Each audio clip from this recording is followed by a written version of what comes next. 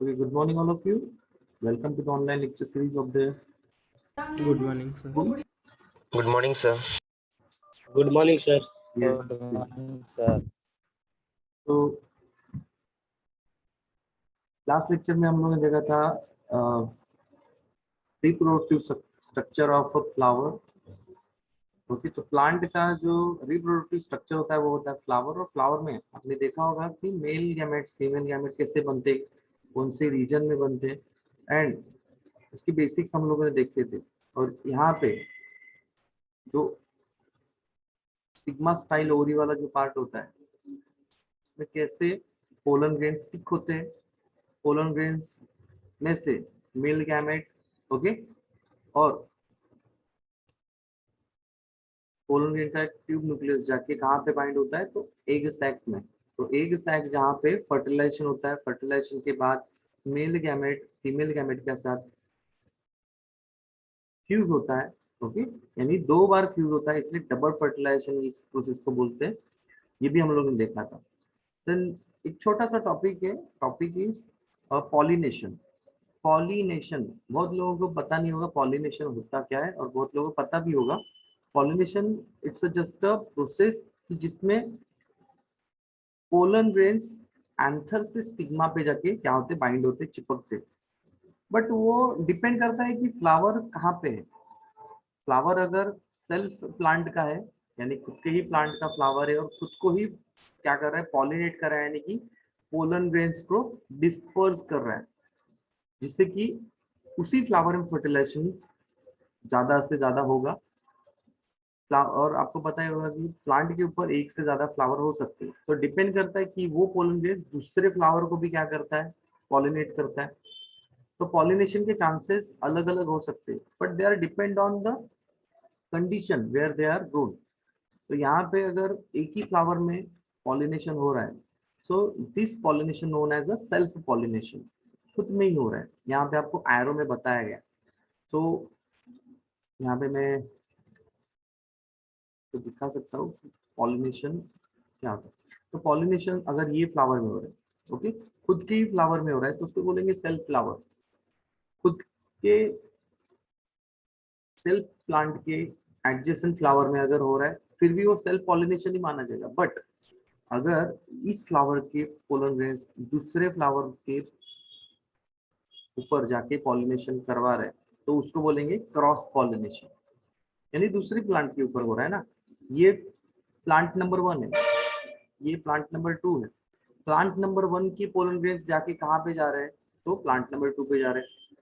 ऐसा भी कंडीशन आ सकता है कि प्लांट नंबर 2 के कुछ पोलन ग्रेन्स प्लांट नंबर 1 पे भी आ सकते हैं। इसके लिए और मैं एक डायग्राम आपको दिखाना चाहता हूँ।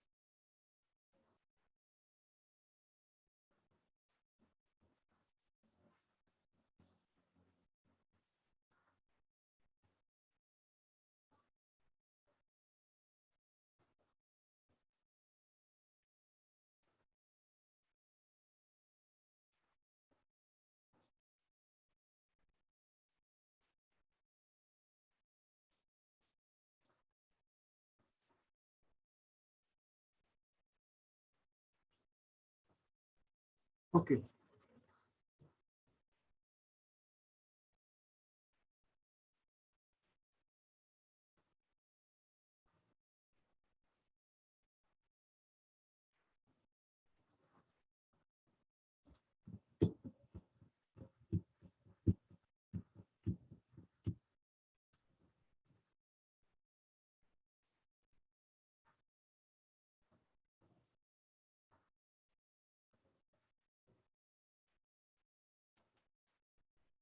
So as you see the diagram over here, यहाँ पे दो अलग अलग फ्लावर है। फ्लावर के अंदर जो डिस्पर्सिव Yes, sir. पार्ट होता है वो होता है पोलन ग्रेन्स, जो हवा के साथ या फिर इंसेक्ट के साथ ट्रांसफर हो सकता है। चांसेस ज्यादा हवा से होते हैं क्योंकि हवा दिन भर यानी कि सर आवाज बराबर नहीं आ रहा है। आपके यहाँ पे कुछ इश्यू होगा। बाकी लोगों का आवाज क्लियर है? Yes, sir. हाँ, यस सर क्लियर है। नेटवर्क देख लो, कभी कभी ऐसा होता है, कुछ नहीं, टेंशन मत लो। ओके, सो यहाँ पे इस प्लांट के जो पोलन ग्रेन्स होंगे कहाँ पे होंगे? मैंने बताया था एंथर के अंदर होंगे। एंथर कौन सा पार्ट है? ये वाला पार्ट है। तो एंथर के अंदर आपको एक ही एंथर के अंदर 500 से 1000 पोलन ग्रेन्स हो सकते हैं, डिपेंड्स कौन सा फ्लावर है। छोटा फ्लावर होगा तो उससे कम होंगे, बड़ा फ्लावर होगा तो ज्यादा होंगे। तो ये पोलन ग्रेन्स तो ट्रांसफर होंगे बाय अ एजेंट। यहाँ पे पॉलिनेटिंग एजेंट हम लोग मान के चलते हैं हनी बी है या फिर कोई भी ऐसा इंसेक्ट जो पॉलिनेशन करवा रहा है, तो इसको बोलेंगे पॉलिनेटर, जो पॉलिनेशन करवा रहा है।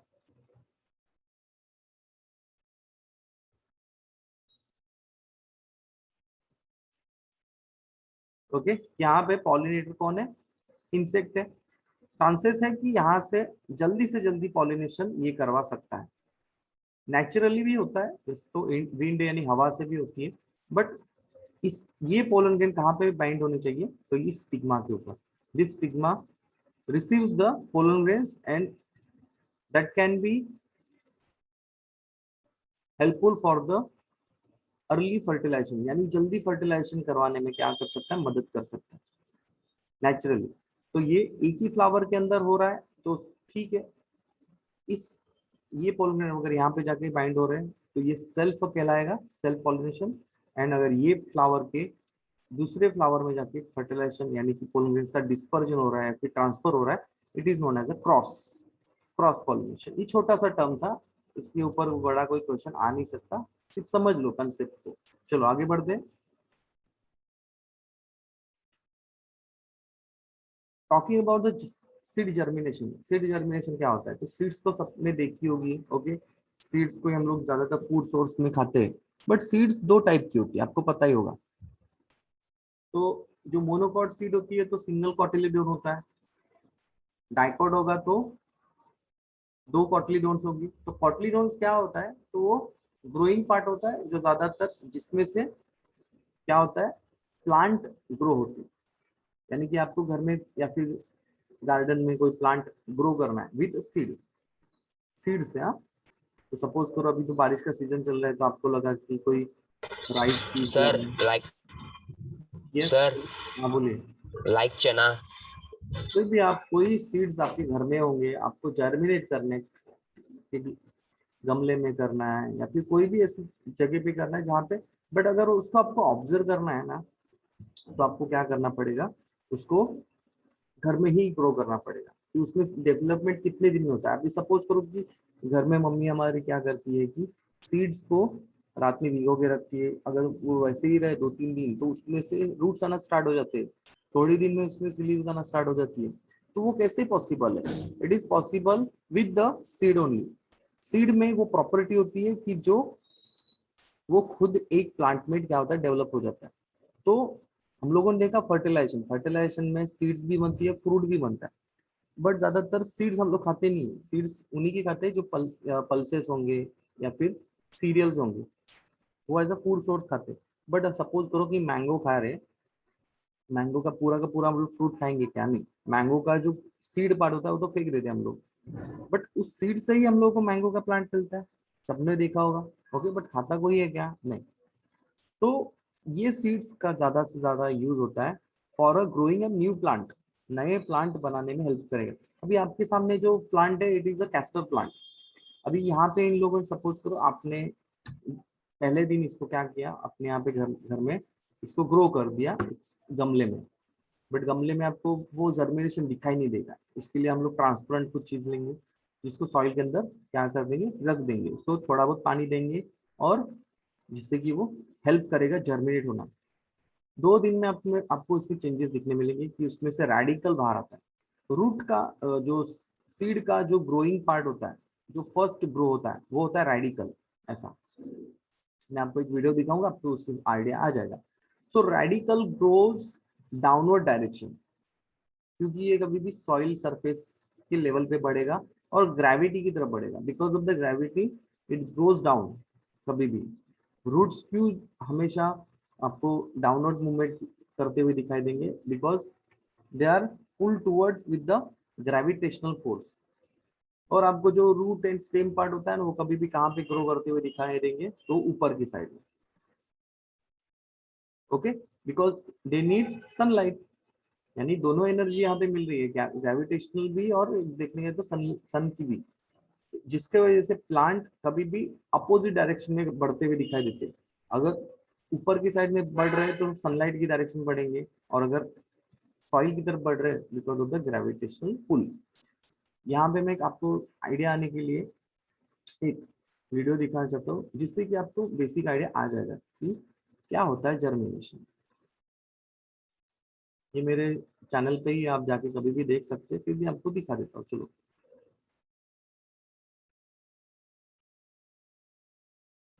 ये सीड जर्मिनेशन का आपको देखना है तो मेरे चैनल पे चले जाना, उस पे जाके आप क्या करना देखना। Please look at the video.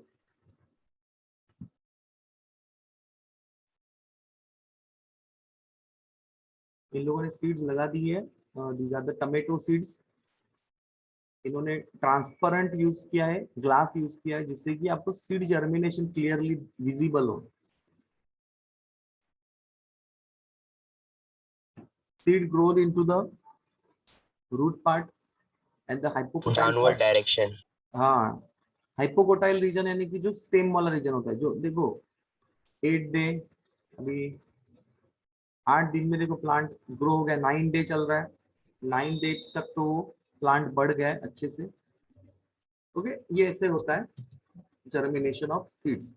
आप इसके बहुत सी वीडियोस देख सकते हैं, मैंने आपको आइडिया देने के लिए बता दिया। नाउ अभी जो सबसे इम्पोर्टेंट पार्ट हम लोग देखेंगे कि रिप्रोडक्शन अगर ह्यूमन बीइंग में हो रहा है वो तो कैसे होगा। ओके, ह्यूमन बीइंग में अगर रिप्रोडक्शन हो रहा है तो वो रिप्रोडक्टिव ऑर्गन में होता है। जनरली अगर देखने जाए तो जो ह्यूमंस होते they are highly evolve animal बोल सकते हैं। हाईली इवॉल्व यानी कि इनको बहुत साल लगे एक एनिमल ह्यूमन बनने के लिए, एनिमल से ह्यूमन बनने के लिए। तो उनमें रिप्रोडक्शन भी बहुत हाई लेवल का होगा, तो उसके लिए रिप्रोडक्टिव ऑर्गन बहुत इंपॉर्टेंट होते हैं। जैसे कि यहाँ पे आपको अगर बताया दिया जाए तो एक ह्यूमन में यानी कि male as well as female दोनों भी अलग अलग होते हैं। ओके, दोनों में भी जो गैमेट्स बनेंगे, गैमेट्स यानी कि जो रिप्रोडक्शन में हेल्प करेंगे, यानी कि उससे ही एक नया ऑर्गेनिज्म डेवलप करने की एबिलिटी होगी। तो उसके लिए यहाँ पे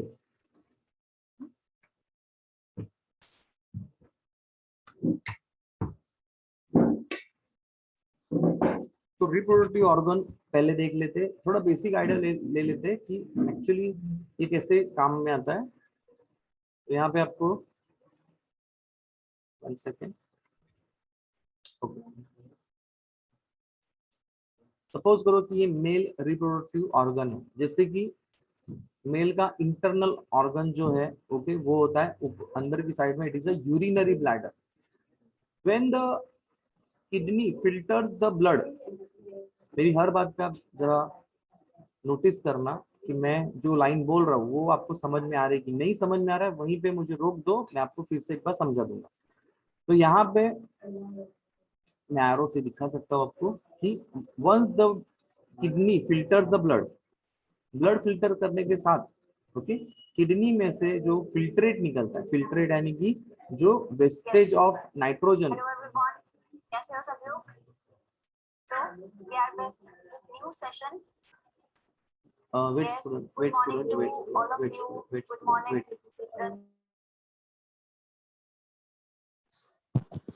सर इंग्लिश क्लास चालू हो गया क्या? नहीं रे।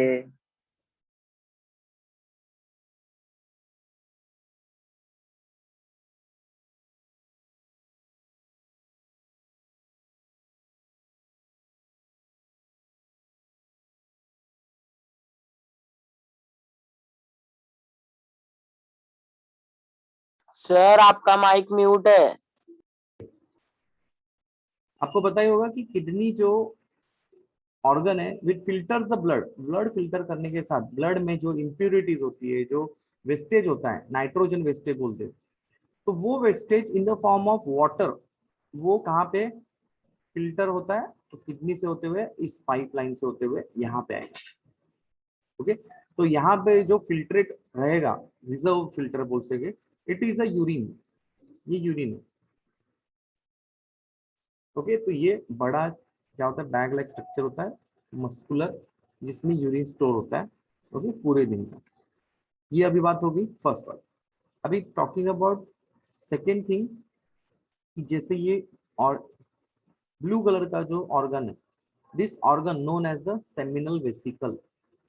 अभी हर एक के फंक्शन में बताऊंगा धीरे धीरे। सेमिनल वेसिकल अभी नाम समझिए फर्स्ट वाला। तो यहाँ पे एक, यहाँ दूसरा, दो, ये राइट साइड वाला सेमिनल वेसिकल है, दूसरा लेफ्ट साइड वाला। उसी के नीचे जैसे जाएंगे यहाँ पे होता है प्रोस्टेट ग्लैंड। तो मेल में सेमिनल वेसिकल होते हैं, उसी तरह दूसरा ऑर्गन होता है उसी के नीचे प्रोस्टेट ग्लैंड। थर्ड जो थिंग होती है यहाँ पे आप देख सकते हो कि यहाँ से, यानी कि जो यूरिनरी ब्लैडर होता है, यहीं से दूसरा एक पाइपलाइन होता है, छोटी सी डक्ट होती है, उसको बोलते हैं वास डिफरेंस। तो यहाँ पे तीसरा जो मेजर ऑर्गन होगा तो वो होगा वास डिफरेंस, जो यूरिनरी ब्लैडर से कनेक्टेड है। This longs about the testis. कहाँ पे जाएगा ये? तो ये टेस्टिस की तरफ बढ़ेगा। ये अराउंड 15 से 20 सेंटीमीटर इतनी लंबी कॉर्ड है, जो पाइपलाइन होती है बोल सकते हैं इन मेल। तो दोनों साइड होती है, यहाँ पे भी होगी और यहाँ पे भी होगी। तो ये टेस्टिस की तरफ है। यहाँ पे देख सकते हैं पर्पल के जो टेस्टिस कलर्ड है। Okay, these are the male reproductive organ जहाँ पे स्पर्म प्रोडक्शन होगा। Sperms are the gametes, okay, जो मियोसिस इस प्रोसेस से बनते हैं। आप लोगों ने मियोसिस बहुत अच्छे से पढ़ा हुआ है। ओके, जो सेकेंड चैप्टर इस पे ही था कि मियोसिस में देखा था कि मियोसिस में जो जर्म सेल्स होती है, जो बॉडी की जर्म सेल्स होती है, वो मियोसिस के थ्रू ही आगे बढ़ेंगी, यानी डिवाइड होती रहेंगी। तो मियोसिस में एक सेल दो सेल में बनती है और दो सेल बाद में चार सेल बन जाती है। वो सेल क्या होती है? वो होती है गैमेट्स, वो होती है गैमेट्स। तो गैमेट बनने का प्रोसेस को ही बोलते हैं हम लोग मियोसिस, सेल डिवीजन का टाइप है। और these gametes are nothing but the sperms. Sperms are the motile, जो कहाँ पे बनेंगे तो मैं आपको बता देना चाहता हूँ, they are synthesized into the testis. तो टेस्टिस ये बड़ा ओवल शेप का एक ऑर्गन होता है, ओके, जो बॉडी से बाहर होता है। ये जो यहाँ तक आपने देखा था, seminal vesicle, prostate gland, vas deferens, okay, ये सभी बॉडी के अंदर होते हैं, यानी एब्डोमेन हिप रीजन में होते हैं। बट जो टेस्टिस ऑर्गन होता है, देन टेस्टिस कवर जो स्क्रीन कवरिंग होता है, okay, in male it is scrotum. Scrotum एक बैग लाइक स्ट्रक्चर होता है, स्किन से ढका होता है, okay, which covers the testis.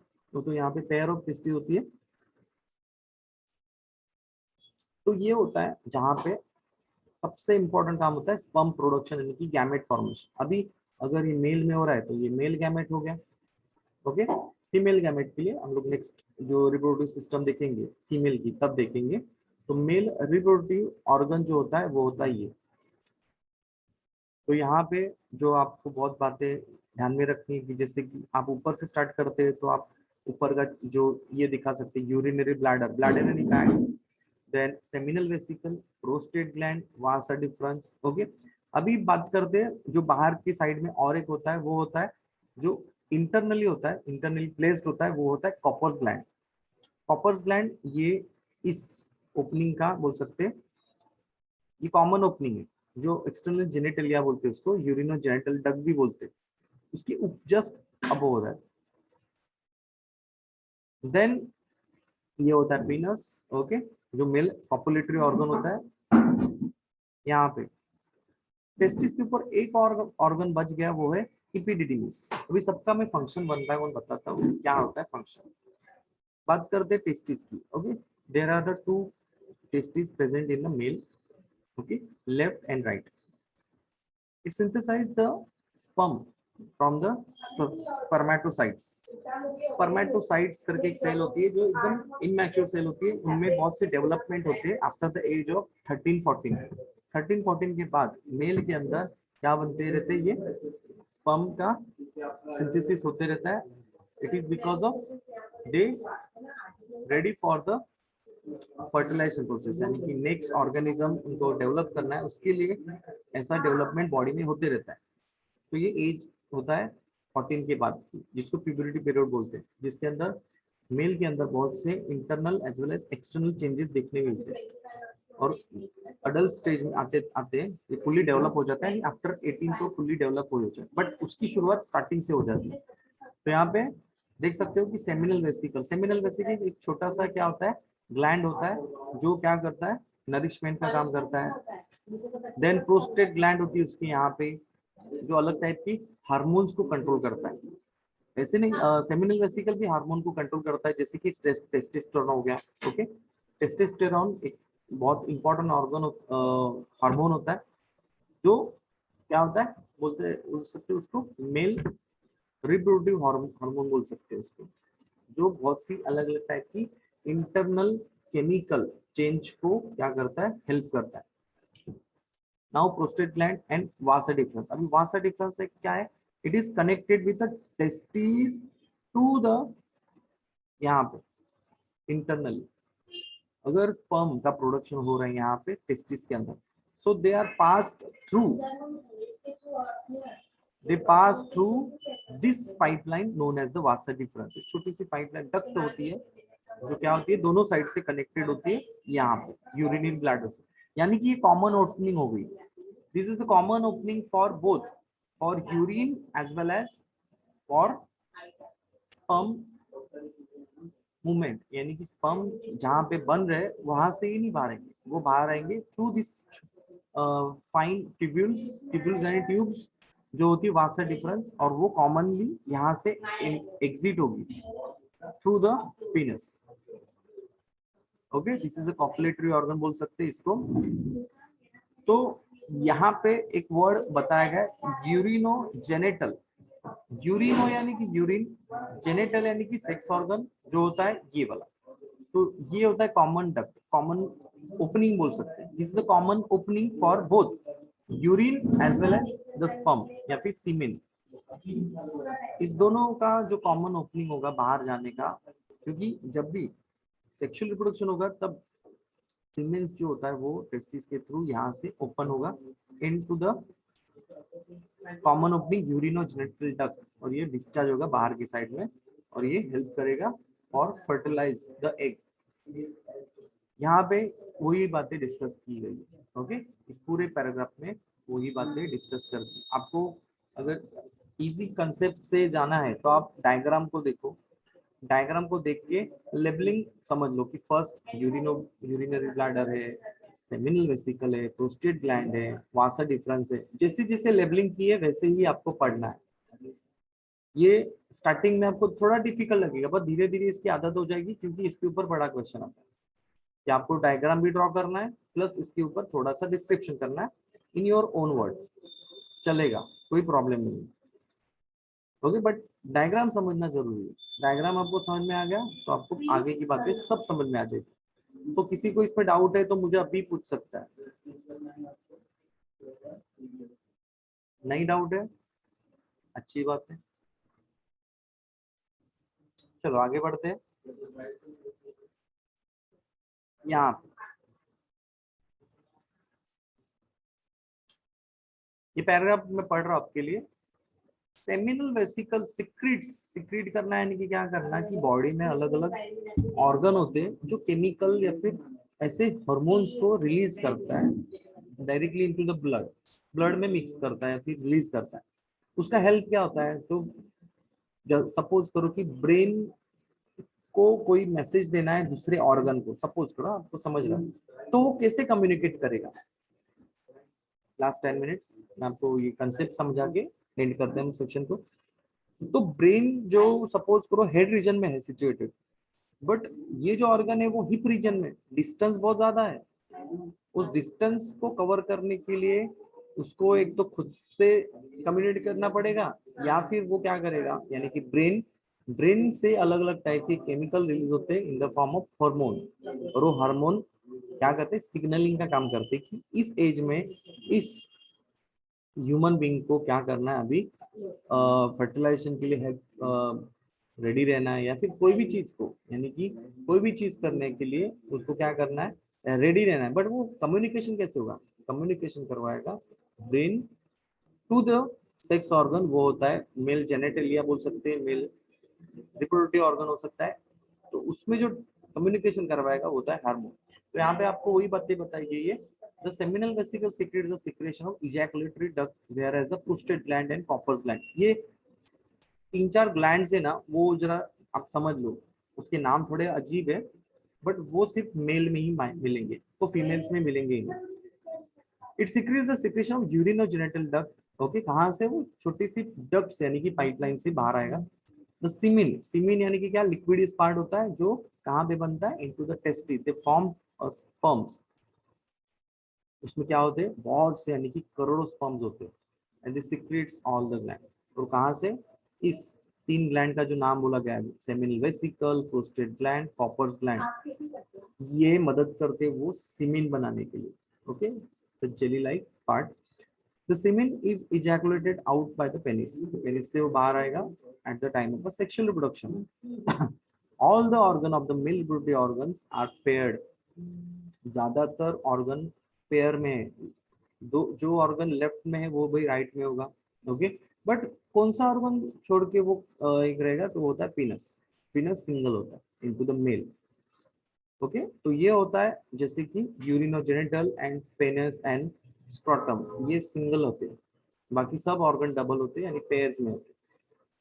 यहाँ पे छोटी सी बातें आपको बताई गई है, सरप्राइजिंग फैक्ट्स, पढ़ना है तो पढ़ सकते फॉर द इंटरेस्ट।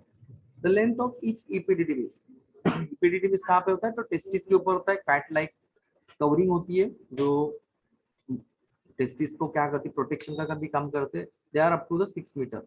उसका अगर लेंथ देखेंगे, वो कॉम्पैक्ट फॉर्म में रहता है, इसलिए वो क्या रहता है, कंप्रेस रहता है। बट जैसे उसको आप बाहर रिलीज करेंगे, उस थ्रेड को खींचेंगे, तो 6 मीटर तक रहेगा, यानी समझ 6 मीटर कितना हो गया। The length of the sperm, यानी कि अगर स्पर्म की अगर लेंथ आपको समझनी है, वो होती 60 माइक्रोमीटर, बहुत छोटा है, यानी माइक्रोस्कोपिक है, आंखों से भी नहीं दिखेगा, माइक्रोस्कोप की जरूरत है। The sperm has crossed a distance approximately 6.5 meters while passing out the egg. अगर रिप्रोडक्शन करवा रहे, ओके, और स्पर्म का मूवमेंट हो रहा है टुवर्ड्स द एग, तो अप्रोक्सीमेटली 6.5 मीटर तक डिस्टेंस कवर करता है। And lastly, the sperm needs a large amount of energy. Sperms क्योंकि वो मोटाइल यानी मूवमेंट करते, तो स्पर्म को मूवमेंट करने के लिए एनर्जी जो मिलेगी, ओके, वो किससे मिलेगी, आप अंडरलाइन कर सकते हैं, इट इज अ फ्रक्टोज, एक शुगर है। ओके, जो फ्रक्टोज क्या करता है, जैसे कि हम लोगों को फूड से एनर्जी मिलती है ना, फूड खाने से, तो स्पर्म जो मेल के अंदर होता है, तो मेल में जो स्पर्म होगा उसको एनर्जी कहाँ से मिलेगी, फ्रक्टोज से। एक सिंपल शुगर है, बोल सकते हैं मोनोसेक्राइड है, जो उसको एनर्जी का काम करेगा। क्योंकि जो सेक्सुअल रिप्रोडक्शन में जो स्पर्म्स आगे बढ़ते हैं, उनको मिनिमम 2 डेज तक जिंदा रहना है, तो जिंदा रहने का जो प्रोसेस है वो फ्रक्टोज करवा रहा है। तो यहाँ पे आपको बहुत अच्छे से कंसेप्ट क्लियर हो गया होगा, आई होप। बट फिर भी किसी के डाउट रहेंगे तो you can ask me now और ऑन टुमारो। आपको अभी पूछना है तो पूछ सकते हैं स्टूडेंट्स। हम लोग यहाँ पे सेशन को समअप कर रहे हैं। आज जो इम्पोर्टेंट बातें हम लोग डिस्कस की है वो है cross self pollination, cross pollination, then seed germination, की सीड में जर्मिनेशन कैसे होता है, एक सीड से नया प्लांट कैसे डेवलप होता है, which part grows upward and downward, मैंने अभी बताया। Okay, then human reproductive system, यानी कि उसमें से मेल हम लोगों ने देखा, फीमेल हम लोग कल देखेंगे। तो फीमेल में बहुत सी बातें अलग है as compare to the male. And lastly the gamete formation, fertilization process देखेंगे, और चाइल्ड बर्थ देखेंगे, और ये जो चैप्टर है, ओके, मेंस्ट्रुअल साइकिल के साथ आगे बढ़ेगा। और कुछ ऐसी इंपॉर्टेंट टेक्नोलॉजीज है जिससे कि बेबी डेवलपमेंट, हो सकता है इसमें आती है इन विट्रो फर्टिलाइजेशन यानी कि IVF टेक्नोलॉजी, सरोगेसी यानी कि ऐसी मदर जिसको फोस्टर मदर भी बोला जाता है जो बच्चे को जन्म देने में हेल्प करती है, स्पर्म बैंक, ट्विंस, ये इंपॉर्टेंट टॉपिक है। लास्टली रिप्रोडक्टिव हेल्थ के बारे में देखेंगे। पूरा चैप्टर बहुत इंटरेस्ट से भरा हुआ है, आप जितना आप उसमें से इंटरेस्ट लेंगे उतना कंसेप्ट बिल्डिंग में आपको हेल्प करेंगे हम लोग। जो भी डाउट्स होंगे हम लोग डाउट सेशन में भी क्लियर करेंगे, कुछ और रहेंगे तो वो भी हम लोग क्लियर करेंगे, बट आपके डाउट्स तभी आएंगे जब आप पढ़ेंगे। ओके, तो यहाँ पे हम लोग, हाँ कुछ डाउट्स है पूछ सकते हैं। यस स्टूडेंट्स, कुछ पूछना है तो पूछ सकते हैं अभी। पोर्शन ओके ओके, तो आपको मैं होमवर्क आज दे देता हूँ कि आपको आगे का पार्ट भी पढ़ना है और जो हम लोग ने आज जो टॉपिक्स लिए उसको भी एक बार सर पोर्शन क्या होमवर्क नहीं, क्या हुआ? पोर्शन क्या है पोर्शन? अगर आप ग्रुप पे होंगे तो आपको मिल गया होगा, आई थिंक सो। सिर्फ दो चैप्टर है यूनिट टेस्ट के लिए, मैं आपको ओरली बता देता हूँ। सिर्फ स्टार्टिंग के चैप्टर है 1 और 2 for unit test only. Okay, science 1 था ना? मैं साइंस 2 का टीचर हूँ बेटा, आप गलती से साइंस 2 में आ गए क्या? नहीं, हाँ, तो साइंस 1 साइंस 2 अलग अलग पेपर्स है। ओके, तो आपको यूनिट टेस्ट में 2 ही चैप्टर प्रिपेयर करने हैं, मत टेंशन लो अभी से। ओके, चलो स्टूडेंट्स हम लोग यहाँ पे एंड करें सेशन को, और जो भी लेक्चर में नहीं होंगे या फिर आपका कोई टॉपिक मिस हो गया होगा, आप थोड़ी देर में उस टॉपिक को हमारे लाइब्रेरी सेक्शन में चेक कर सकते हैं, आपको वो पूरा का पूरा वीडियो फॉर्म में मिल जाए। So thank you for the attending lectures. Okay, take care student and keep reading. Doubts होंगे तो नेक्स्ट लेक्चर में लेके आइए। चलिए bye bye sir. Bye, take Bye, care sir. Take care bye sir. Bye. Bye sir.